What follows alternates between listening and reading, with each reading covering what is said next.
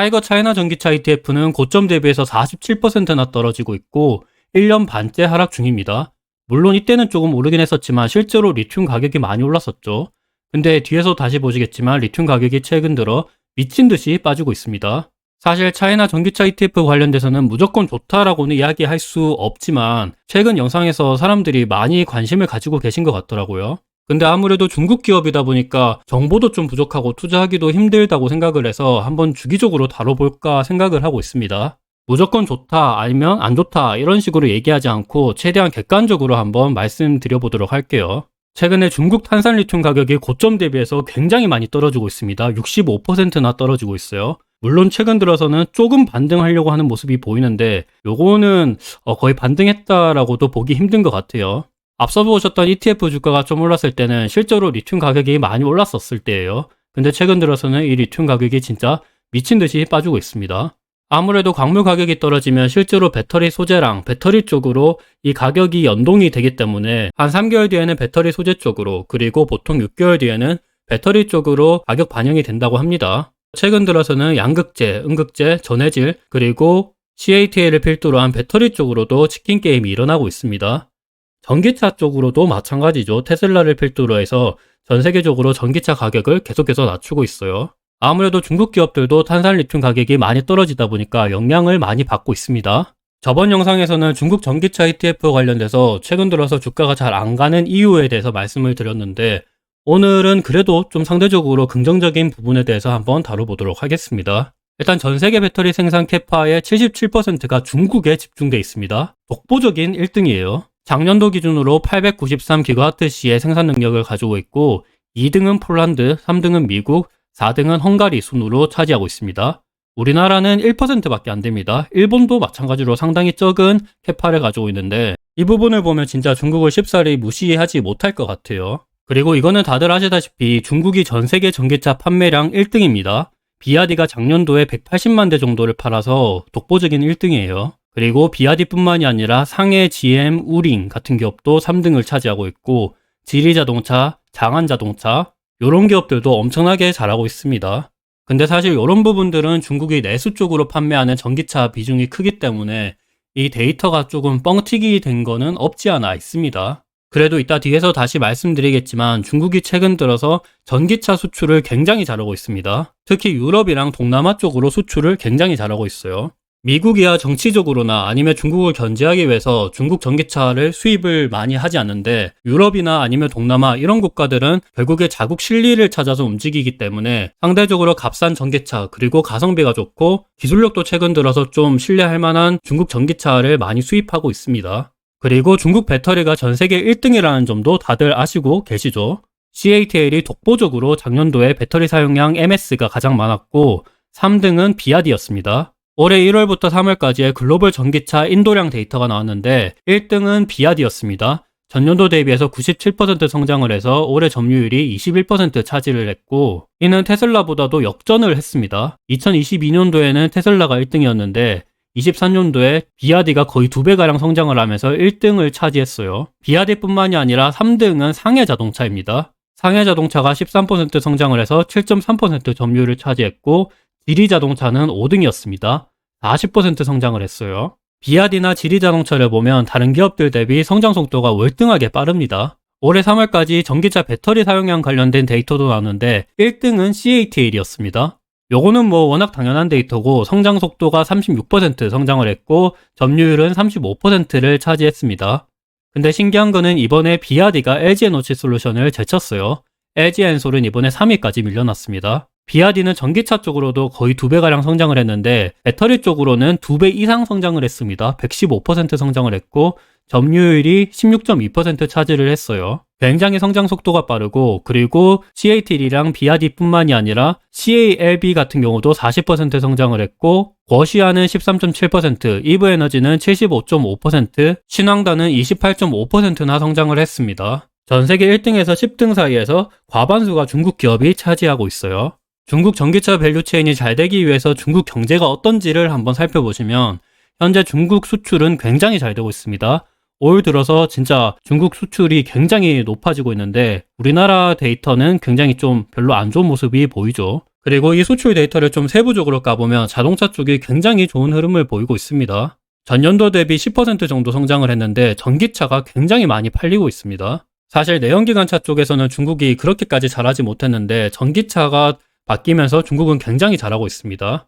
수출뿐만이 아니라 내수도 최근 들어서 굉장히 데이터가 잘 나오고 있어요. 소매 판매가 최근 들어서 급등하는 모습이 보이고 있어서 그만큼 내수 소비가 꺾이지 않는다는 점은 굉장히 우리가 기대를 해볼 수 있을 것 같습니다. 근데 4월 중국 신에너지차 소매 판매가 전월 대비해서 8.4% 감소한 거는 그래도 좀 아쉬운 데이터였습니다. 그래도 그렇게까지 걱정을 안 하셔도 될 것 같은 게 작년도에도 3월에서 4월 넘어갈 때는 소매 판매가 많이 감소를 했었어요. 근데 4월에서 5월 갈 때는 그때는 다시 상승을 하기 시작해서 계속해서 우상향을 했었거든요. 그래서 이번에 감소한 것도 좀 일시적인 현상이지 않을까 그렇게 생각을 하고 있습니다. 5월로 넘어가면서 다시금 이 소매 판매가 좀 올라가지 않을까 그렇게 기대를 하고 있어요. 중국은 지금 경기 진작을 위해서 굉장히 힘을 많이 쓰고 있는데 최근 들어서는 리오프닝이랑 맞물리면서 경기 선행 지수가 다른 나라 대비해서 가장 먼저 턴어라운드 하고 있습니다. 미국 같은 경우는 계속해서 이 경기 선행 지수가 바닥을 치고 있는데 우리나라도 마찬가지입니다. 근데 중국은 최근 들어서 조금 이렇게 반등을 하고 있는 모습이 아무래도 긍정적인 흐름을 이어가고 있는 것 같습니다. 그리고 미국이랑 유럽, 우리나라 같은 경우는 계속해서 금리를 올리고 있는데 중국은 반대로 기준금리를 낮추고 있습니다. LPR이라고 하는 중국의 사실상 기준금리인데 1년물이랑 5년물 LPR이 계속해서 떨어지고 있습니다. 근데 사실 작년도 들어서 이 LPR이 조금은 동결이 되고 있긴 하지만 최근에 미국이 기준금리를 5.25%까지 올렸고 이제는 앞으로 계속해서 동결할 것이라고 예상이 되고 있는데 그동안 미국과의 기준금리 차이가 컸고 이로 인해서 위안화 약세가 이어질 것이라고 예상을 하면서 더군다나 중국의 경제 성장률이 생각보다 잘 나오면서 LPR이 떨어지지가 않았었거든요. 근데 아무래도 이제는 경기 진작을 위해서 기준금리도 낮추지 않을까 그렇게 기대를 하고 있습니다. 지준율도 계속해서 낮추고 있어요. 그래서 전반적으로 중국은 경기를 이끌기 위해서 굉장히 노력을 많이 하고 있습니다. 그래서 이 덕분에 중국의 1분기 GDP가 생각보다 굉장히 잘 나왔어요.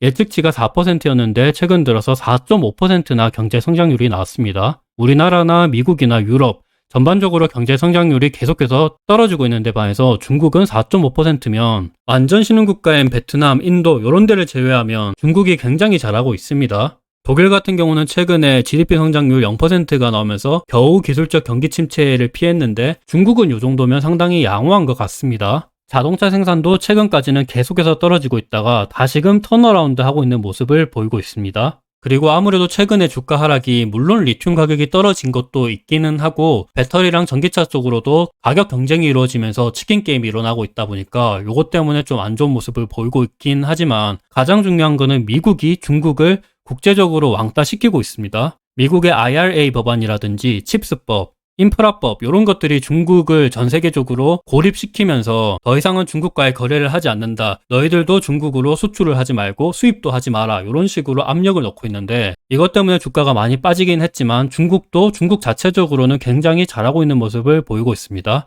프랑스 마크롱 대통령이 중국을 찾아가서 좀 이렇게 친하게 지내려고 하는 모습을 보이고 있고 독일의 슐츠 총리도 마찬가지죠. 스페인 총리도 갔고 사우디아라비아랑 인도 같은 경우는 화해를 했습니다. 미국이 아무리 유럽이랑 우리나라, 일본, 사우디아라비아 이런 국가들한테 중국이랑 친하게 지내지 마라 이렇게 하더라도 결국에 각 국가들은 자국의 실리를 위해서 움직이기 때문에 중국 자체적으로도 돌파구를 잘 찾고 있다고 생각을 하고 있습니다. 특히나 마크롱 대통령 같은 경우는 중국에 가서 미국을 신랄하게 비판을 했죠. 그리고 유럽은 중국 전기차를 생각보다 수입을 잘하고 있어요. 중국은 사실상 미국의 전기차를 수출을 하기도 힘들고 중국의 전기차 공장을 짓기도 힘든데 유럽은 상황이 완전 반대입니다. 유럽의 전기차 시장도 크고 유럽도 유럽 자체적으로 값싸고 기술력이 좋은 중국 배터리를 수입하는 등 아무래도 각 국가들이 자국의 실리를 위해서 움직이지 않을까 생각을 하고 있습니다. 사우디아라비아 같은 경우는 최근 들어서 원유 결제를 위안화로 한다든지 미국보다는 중국이랑 친하게 지내면서 아무래도 이쪽으로도 좀 시장을 침투할 수 있는 여력이 있을 것 같습니다. 이란도 마찬가지죠. 중국을 진짜 싫어하는 일본마저도 중국 기업이랑 협력을 하고 있습니다. 토요타가 최근 들어서 중국에 전기차를 출시하려고 하는데 비아디의 LFP 배터리를 탑재했고 비아디 자회사인 푸디모터의 전기 모터를 사용했습니다. 미국이 아무리 뭐라 해도 각 국가들은 자국의 실리를 위해서 움직이기 때문에 중국의 영향력을 완전히 배제하기는 힘들어요. 그리고 사실 치킨 게임 하면 바로 중국입니다. 중국의 치킨 게임 때문에 우리나라 산업이 망한 게 한두 가지가 아니에요. 철강도 좀 그랬고 폴리실리콘, 조선, 디스플레이 모든 게 가격이 뚝뚝 떨어지면서 중국 때문에 좀 많이 어려움을 겪은 게 한두 가지가 아니었습니다. 현대제철 같은 경우도 2000년대 중반 정도에 엄청나게 주가 상승이 일어났는데 그때는 중국발 경제 성장 때문에 상승이 많이 일어났고 그 뒤로는 글로벌 금융위기 이후에 많이 풀렸던 유동성 때문에 주가가 한번 올라갔었는데 그 다음부터는 중국의 치킨 게임 때문에 열연 가격이 굉장히 많이 떨어졌고 그 후로는 주가가 계속해서 내리막길을 걸었습니다. 그러니까 중국의 치킨 게임을 함부로 무시하면 안 된다라고 생각하고 있고 요거는 최근 들어서 배터리랑 전기차 쪽으로도 치킨 게임이 일어나고 있죠. 굉장한 자본력을 가지고 있는 중국이랑 장기전을 한다 그러면 요게 쉽지 않다고 생각을 하고 있습니다. 선박 쪽도 마찬가지입니다. 대우조선해양 같은 경우도 요때 물동량이 굉장히 많다 보니까 주가가 올랐는데 그 후부터는 계속해서 내리막길을 걸었습니다. 폴리실리콘은 뭐 두말하면 잔소리죠. OCI 같은 경우도 주가가 굉장히 많이 올랐다가 중국의 다초에너지나 퉁웨이 이런 기업들이 폴리실리콘을 굉장히 많이 생성을 하면서 단가가 많이 떨어졌고 지금은 주가가 굉장히 많이 떨어졌습니다. 이쪽 치킨 게임은 아직까지 계속해서 전쟁 중이죠. 그래서 치킨 게임이 지나고 난 다음 지금은 어떻냐를 보시면 조선 쪽으로는 중국 조선중공업이 시가총액이 21조예요. 중국 선박공업 같은 경우도 22조입니다. 근데 삼성중공업은 4조 7천억 밖에 안 돼요. 삼성중공업보다 얘네들이 거의 한 5배 정도는 많다는 건데 요만큼 중국의 자본력을 충분히 무시하면 안 된다라고 생각을 하고 있습니다. 치킨 게임이 장기화되면 요거를 버틸 수 있는 기업들은 좀 많지 않다라고 생각을 하고 있어요.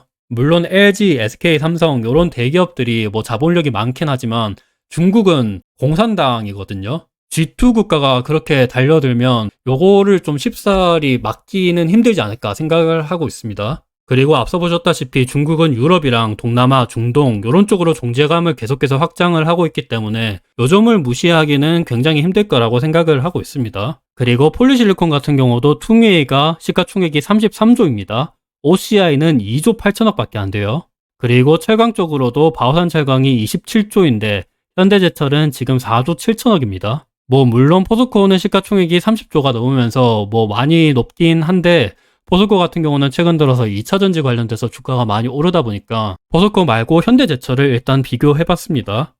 그래서 중국 전기차 ETF가 최근 들어서 주가가 많이 떨어지고 있고 뭐 물론 안 좋은 점도 많긴 하지만 그래도 중국 자체적으로 경기를 계속해서 부양시키려고 노력을 하고 있고 실제로 GDP 데이터도 굉장히 잘 나오고 있고 수출이랑 내수도 굉장히 잘 나오고 있습니다. 아직까지 전 세계 전기차 판매량 1등은 중국이고 배터리 쪽도 1등은 중국입니다. 대부분의 배터리는 중국 쪽에서 생산을 하고 있고 비용도 저렴하고 기술력도 뛰어납니다. 물론 내수에 좀 갇혀져 있다라는 안 좋은 점도 있긴 하지만 최근 들어서 중국은 유럽이랑 인도네시아, 동남아, 중동 이런 쪽으로도 계속해서 지휘력을 확장하려고 하고 있기 때문에 그리고 각 국가들마다 자기들만의 실리를 추구하기 위해서 중국이랑 좀 거리를 완전히 배제하기는 힘들다고 생각을 해요.